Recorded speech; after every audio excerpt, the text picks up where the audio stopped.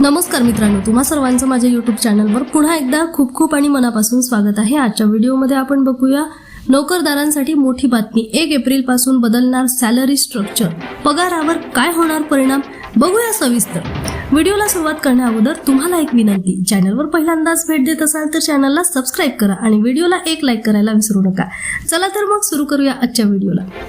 1 April 2026 पासून नवीन income tax act कायदा आणि लेबर कोड लागू होणार आहे। यामुळे नोकरदार वर्गाच्या मूळ पगारावर, बेसिक सॅलरी आणि CTC वर काय परिणाम होईल ते जाणून घेऊया।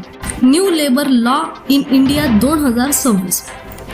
1 एप्रिल 2026 पासून नवीन आर्थिक वर्षाच्या सुरुवातीसोबतच नोकरदार वर्गाच्या आयुष्यात मोठे बदल होणार आहेत। सरकार नवीन इन्कम टॅक्स ऍक्ट 2025 आणि लेबर कोड लागू करणार आहे। हे नियम लागू झाल्यानंतर पगार रचना, हातामध्ये येणारा पगार आणि निवृत्ती निधी यावर थेट परिणाम होईल। काय आहे नवीन लेबर कोड? नवीन लेबर कोड मधील सर्वात मोठा बदल बेसिक सॅलरी बाबत आहे। नवीन नियमानुसार कोणत्याही कर्मचाऱ्याचा मूळ पगार त्याच्या एकूण CTCच्या किमान 50% असणे आवश्यक आहे।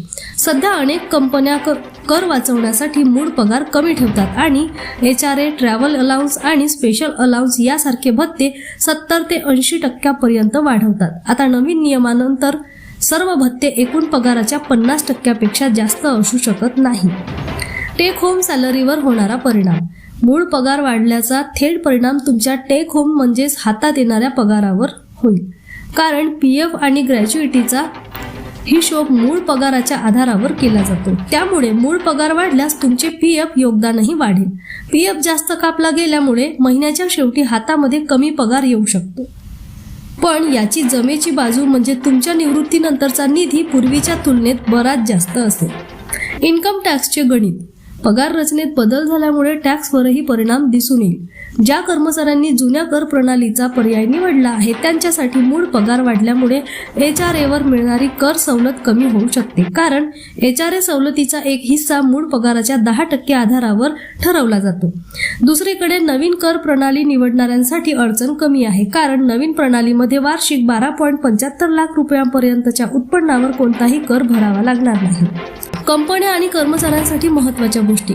कंपन्यांना आता आपली पेरोल सिस्टीम नव्याने तयार करावी लागेल। जर एखाद्या कर्मचाऱ्याचा मूळ पगार सध्याच्या एकूण पगाराच्या 20 ते 30% असेल तर कंपनीला तो वाढवून 50% करणे अनिवार्य असेल। यामुळे कंपनीवर ग्रॅज्युइटी आणि PF योगदानाचा आर्थिक बोजा देखील वाढणार आहे।